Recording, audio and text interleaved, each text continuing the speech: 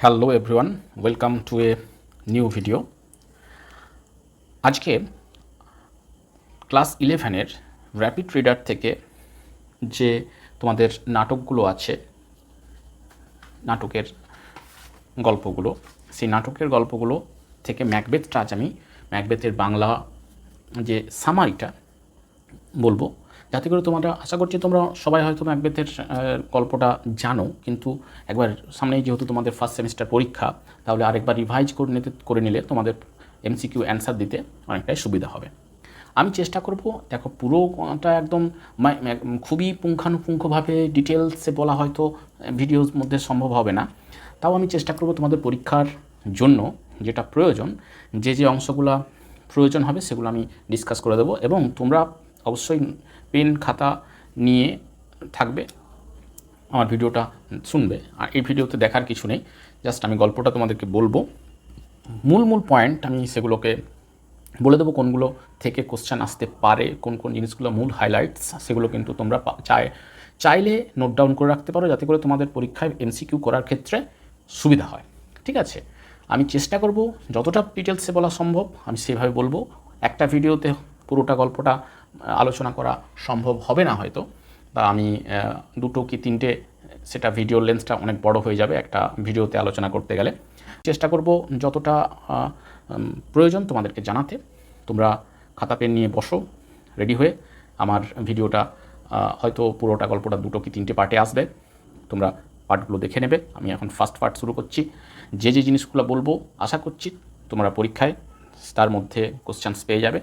ভালো করে গল্পটা শুনবে এই জন্য, যাতে করে ঘটনাক্রমটা তোমাদেরকে এমসিকিউ অর্থাৎ দিয়ে দেবে রিঅ্যারেঞ্জ, কোন ঘটনাটার পর কোন ঘটনাটা ঘটেছে, কোন ঘটনাটা আগে ঘটেছে, কোন ঘটনাটা তারপর, কোন ঘটনাটা তারপর, এই 1 2 3 করে সাজাতে বলবে।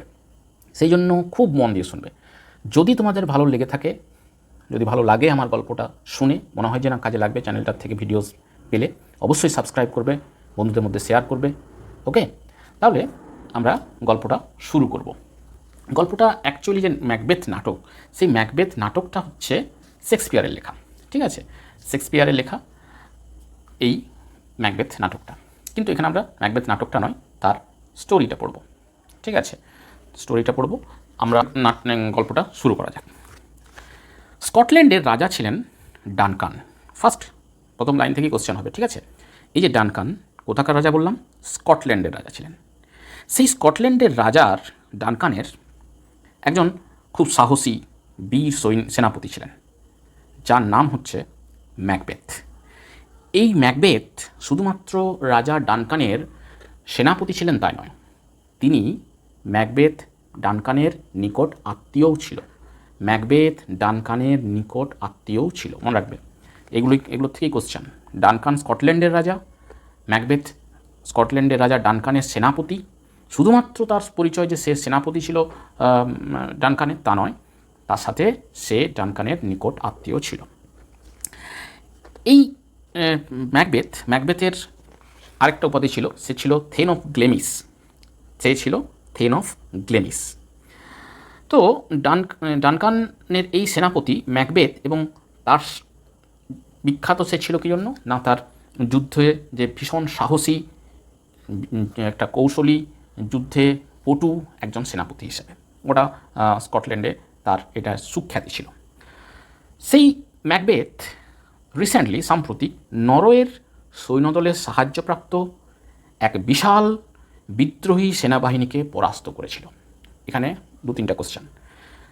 নরওয়ের সেনাদের সাহায্যে একটা বিদ্রোহীর সেনাবাহিনী স্কটল্যান্ডের আক্রমণ করেছিল, সেটাকে প্রতিহত করছিল ম্যাকবেথ। তাহলে কোন সেনাবাহিনীর সাহায্যে বিদ্রোহীরা আক্রমণ করেছিল, বা বিদ্রোহীদের সঙ্গে কোন সেনাবাহিনী ছিল? নরওয়ের সেনাবাহিনী।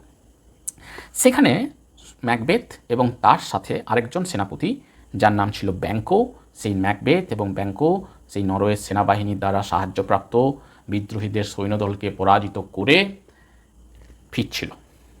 ফেরার সময় একটা জনাকীর্ণ স্থানে খুব বিদ্যুৎ দিচ্ছিল, বাজ পড়ছিল।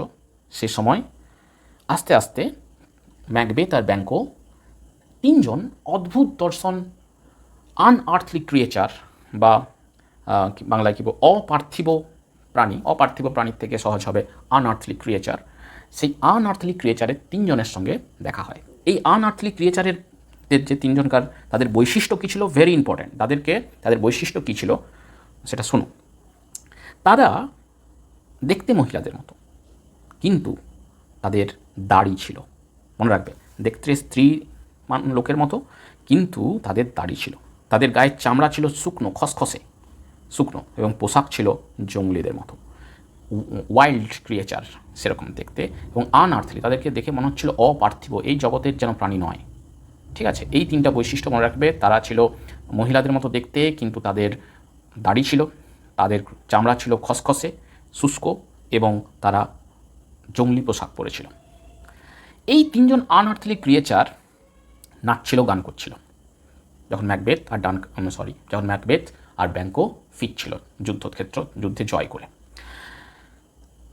এবং তারা যে গান করছিল, কী গান করছিল, ভেরি ইম্পর্ট্যান্ট কী গান করছিল, fair is foul, foul is fair.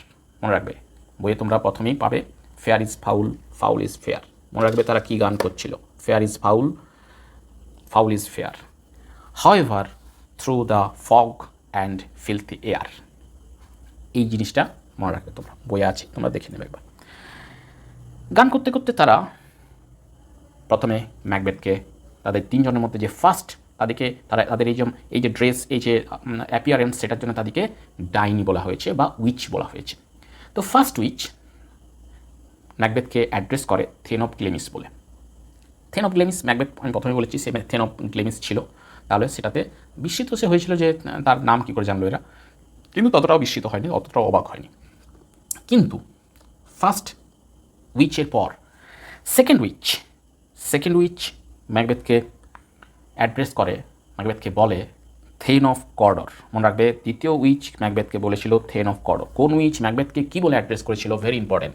First witch বলেছিল thane of Glamis, second witch বলেছিল থেন অফ কর্ডর, আর থার্ড উইচ ম্যাকবেথকে বলেছিল you will be the king of Scotland hereafter, মানে এরপর তুমি স্কটল্যান্ডের রাজা হবে। তাহলে first witch thane of Glamis, second witch বলেছিল থেন অফ কর্ডার, আর থার্ড উইচ বলেছিল ম্যাকবেথকে you will be the king of Scotland here after.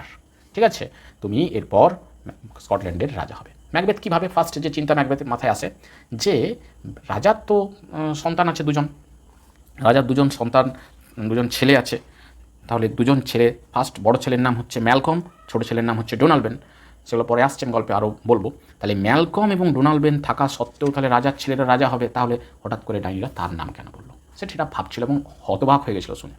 এই সমস্ত কিছু শুনে পাশে ব্যাঙ্কো ছিল, তাহলে ব্যাঙ্কোর মনে আগ্রহ বাড়ে, ব্যাঙ্কো সরাসরি উইচদের, ডাইনিদের বলে যে তার সম্বন্ধে কিছু বলতে, তাকে কেন কিছু বলছে না, তার সম্বন্ধে কিছু বলছে না কেন। তখন তারা বলে যে তুমি ম্যাকবেথের থেকে কম গুরুত্বপূর্ণ বা আবার বেশিও গুরুত্বপূর্ণ। অর্থাৎ ব্যাঙ্কোকে ভবিষ্যৎবাণী করে তখন বলে যে তুমি স্কটল্যান্ডের রাজা হবে না, তুমি হতে পারবে না স্কটল্যান্ডের রাজা, কিন্তু তোমার বংশধরেরা স্কটল্যান্ডের রাজা হবে। এই বলে তারা তিনজন বাতাসে মিলিয়ে গেল, তিনজন উইচ বাতাসে মিলিয়ে গেল। এই উইচ থেকে উইয়ার্ড সিস্টারও বলা হয়। ঠিক আছে, মনে রাখবে টার্মটা। তিনজন বাতাসে মিলিয়ে গেল। ম্যাকবেথ তখন ওরা বাতাসে মিলিয়ে যাওয়ার পর ম্যাকবেথের কাছে রাজার দূতটা এলো। যে দূত এসেছিল নামটা মনে রাখবে, যদিও গুরুত্বপূর্ণ, তোমাদের পরীক্ষায় পয়েন্ট আউট করতেও পারে। সেই দূত এসে, যার নাম ছিল রস, সেই রস এসে, এবং শুধু রস আসেনি, রসের সঙ্গে আঙ্গাস এসেছিল, রস বানানটা মনে রাখবে, আরও এসএস, আরও ডবল এস। সেই রস এসেছিল, রস এসে ম্যাকবেথকে খবর দেয় যে রাজা ডানকান তাকে থেন অফ কর্ডার উপাধি দিয়েছেন। এই থেন অফ কর্ডার যার উপাধি দিয়েছে, সেই থেন অফ কর্ডার অ্যাকচুয়ালি ওই যে নরওয়েয়ান সৈন্যদলের সাপোর্টে যে বিদ্রোহীরা যুদ্ধ করছিল, সেখানে সে স্কটল্যান্ডের বিরুদ্ধে যুদ্ধ করছিল। এটা একটা কিন্তু খুবই ইম্পর্ট্যান্ট। সেখানে সে মারা যায়, সেই জন্য সেই উপাধিটা, থেন অফ কর্ডার উপাধিটা স্কটল্যান্ডের রাজা ডানকান ম্যাকবেথকে দেন, এবং এটা এসে রস খবরটা মেসেঞ্জার হিসেবে এসে খবরটা ম্যাকবেথকে দেয়। ম্যাকবেথ তো অবাক। ম্যাকবেথ সঙ্গে সঙ্গে দেখে যে যেটা ডাইনিরা তাকে ভবিষ্যৎবাণী করে গেল, সেটা সঙ্গে সঙ্গে একটা হয়ে গেল, ফলে গেছে ভবিষ্যৎবাণীটা। তখন সে ডানকানের এই খবরটা, ডানকানের উপাধিটা পাওয়ার পর ম্যাকবেথ ব্যাঙ্ককে জিজ্ঞাসা করে, ভেরি ইম্পর্ট্যান্ট, যে তুমি কি মনে করো যে তোমার সন্তানেরা বা তোমার উত্তরসূরিরা, তোমার বংশধরেরা স্কটল্যান্ডের রাজা হবে?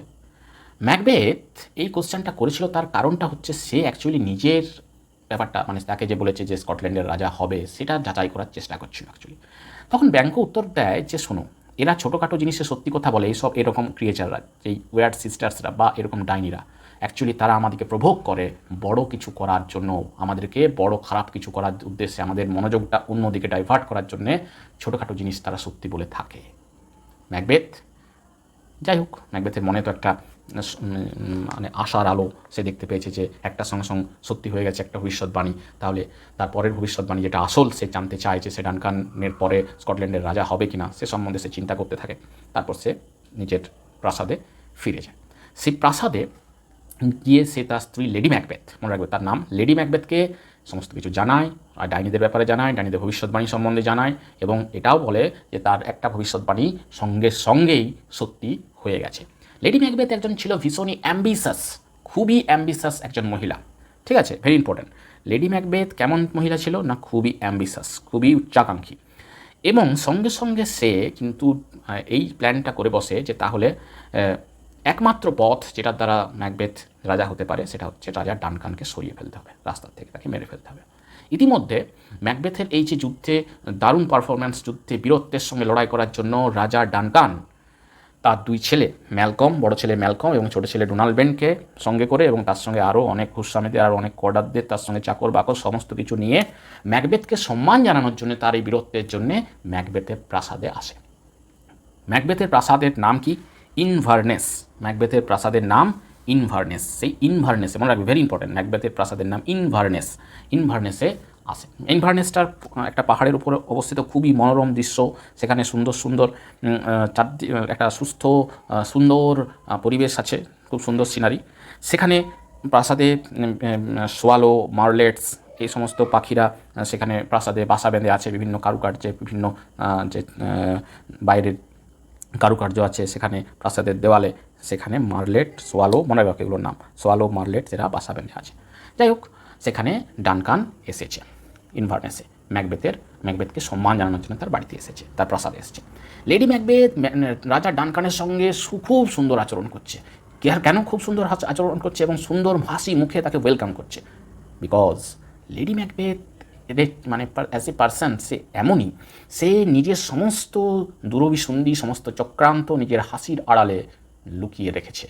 সে রাজা ডানকানকে এতটা আপ্যায়ন করছে যে রাজা ডানকান লেডি ম্যাকবেথের যে আপ্যায়ন তাতে সত্যি মুগ্ধ হয়ে গেছে। যাই হোক, রাজা ডানকান ম্যাকবেথের বাড়িতে, ম্যাকবেথের প্রাসাদে এসে অনেক দূরের যাত্রা করে এসেছে, অনেক পথ অতিক্রম করে এসে ক্লান্ত হয়ে পড়েছে, এবং তারপর রাত্রেবেলায় একটু তাড়াতাড়ি ঘুমিয়ে পড়েছে। সেই যেখানে ম্যাকবেথ রাজাকে রেখেছে, সেই রাজার রুমে দুজন তার গ্রুমস, অর্থাৎ দেহরক্ষী বলতে পারো, সহিস বলতে পারো, তারা রাজার সঙ্গে শুয়ে আছে। লেডি ম্যাকবেথ সে সময় প্ল্যান তো তার অলরেডি কষাই আছে, সে রাজাকে হত্যা করতে চায়। ম্যাকবেথের সঙ্গে এই সম্বন্ধে শেষ কথাও বলেছে, কিন্তু ম্যাকবেথ উচ্চাকাঙ্ক্ষী ঠিকই, কিন্তু তার মধ্যে কিন্তু উচ্চাকাঙ্ক্ষা বাস্তবায়িত করার জন্য এতটাও তার মধ্যে ডেসপারেশন ছিল না যে সে রাজা ডানকানকে হত্যা করবে। কারণ রাজা ডানকান এজ এ কিং, একজন রাজা হিসেবে সমাজে তার যে সমস্ত সাবজেক্টসের কাছে, তার প্রজাদের কাছে খুবই পপুলার ছিল, কারণ সে একজন খুবই দয়ালু রাজা ছিল ডানকান, খুবই ভালো। যাই হোক, রাত্রেবেলায় ঘুমিয়ে পড়েছে সবাই, যখন শুধুমাত্র নেকড়ে বাঘ আর কিছু খারাপ মানুষ যারা তারা ক্রাইম করে, সেই তারা বাদ দিয়ে যখন আর পৃথিবীর কেউ মানে জেগে নেই, অর্ধেক পৃথিবী যখন ঘুমাচ্ছে, সেই সময় মাঝ রাতে লেডি ম্যাকবেথের ঘুম ভেঙে গেছে। লেডি ম্যাকবেথ কেন ঘুম ভেঙে গেছে, তার উদ্দেশ্য কী? তার উদ্দেশ্য হচ্ছে রাজা ডানকানকে হত্যা করা। সে ম্যাকবেথকে কনভিন্স করার চেষ্টা করেছে, কিন্তু ম্যাকবেথ মানতে চায়নি। ম্যাকবেথের বক্তব্য, সে হচ্ছে রাজার হোস্ট, তার বাড়িতে রাজা এসছে, তাহলে তার প্রধান কর্তব্য হচ্ছে রাজাকে সমস্ত কিছু থেকে সুরক্ষা দেওয়া, আর সেই কি রাজাকে হত্যা করতে পারে? লেডি ম্যাকবেথ দেখছে এর দ্বারা তো হবে না, তাহলে সে নিজেই গেছে একটা ড্যাগার নিয়ে, মনে রাখবে কী নিয়ে গেছে? ড্যাগার মানে হচ্ছে ছোরা, যাকে বাংলায় বলে ছোরা। সেই ড্যাগার নিয়ে ডানকানের রুমে গেছে, কিন্তু ডানকানের রুমে গিয়ে ডানকানকে ঘুমন্ত অবস্থায় দেখে তার নিজের বাবার কথা মনে পড়েছে, বা ডানকানকে দেখতে তার নিজের বাবার মতো মনে হয়েছে, সেই জন্য সে ডানকানকে হত্যা করতে পারেনি, ডানকানকে হত্যা না করেই ফিরে এসেছে। ডানকানকে হত্যা না করে ফিরে এসে সে ম্যাকবেথকে প্রেসারাইজ করতে শুরু করে যে না, তোমাকে এই সুযোগ হাতছাড়া করলে চলবে না, তোমাকে যে করে হোক ডানকানকে মারতেই হবে। এর জন্য সে কী করে, ম্যাকবেথকে অনেক কিছু বুঝিয়ে সুঝিয়ে পাঠায়। কিন্তু ম্যাকবেথ একদম, আমি প্রথমে বললাম ম্যাকবেথ উচ্চাকাঙ্ক্ষী ছিল, কিন্তু ম্যাকবেথ এতটা উচ্চাকাঙ্ক্ষী ছিল না যে সে ডানকানকে হত্যা করতে যাবে। তার মধ্যে এটা ছিল, এই ধারণা ছিল যে ডানকানকে হত্যা করাটা ঠিক হবে না, সে হোস্ট, সে রাজা হচ্ছে তার গেস্ট, তাহলে রাজাকে রক্ষা করাই তার কর্তব্য। কিন্তু তাও সে শেষমেশ লেডি ম্যাকবেথের চাপে গিয়েছে। যখন রাজার দিকে যাচ্ছে, রাজার রুমের দিকে যাচ্ছে, রাস্তায় সে দেখছে একটা ড্যাগার, একটা ঝুলন্ত বাতাসে ভাসমান একটা ছড়া, যে ছড়াটার থেকে রক্ত লেগে আছে ছড়াটাতে, এবং সেই ছড়াটার মুখটা ম্যাকবেথের দিকে। ম্যাকবেথ যখন ছড়াটা ধরতে যায়, ড্যাগারটা ধরতে যায়, সেটা বাতাসে মিলিয়ে গেল। কেন? আসলে এটা ছিল ম্যাকবেথের মনের একটা চিন্তা, অ্যাকচুয়ালি ড্যাগার ছিল না, মনে একটা ভুল ধারণা ছিল। যাই হোক, সে ঢুকলো ম্যাকবেথ রাজার প্রাসাদে, রাজার রুমে ঢুকে দেখলো দুটো তার গ্রুমস, যে দুটো তার বডিগার্ড ছিল, সেগুলো ঘুমাচ্ছে, রাজাও ঘুমাচ্ছে। এবার যে রাজা ডানকানকে ম্যাকবেথ ওই ছড়াটা নিয়ে একবারে, অর্থাৎ এক আঘাতেই ডানকানের শিরচ্ছেদ করে দিল, ডানকানকে মেরে ফেলল। ডানকানকে মেরে ফেলার পর কি হলো সেটা নেক্সট ক্লাসে বলবো। তোমাদের যদি ভিডিওটা ভালো লাগছে, গল্পটা শুনতে ভালো লাগছে, সাবস্ক্রাইব দ্য চ্যানেল, অ্যান্ড পরের ক্লাসে আমি আরও বাকি গল্পটা বলবো। এখন পর্যন্ত যেটা হলো, ম্যাকবেথ এক আঘাতে, মনে রাখবে, এক আঘাতে ডানকানকে হত্যা করলো, তার শির মুন্ডু ছেদ করে দিল। See you in the next class, বাকি গল্পের বাকি অংশ নিয়ে। Till then, good bye.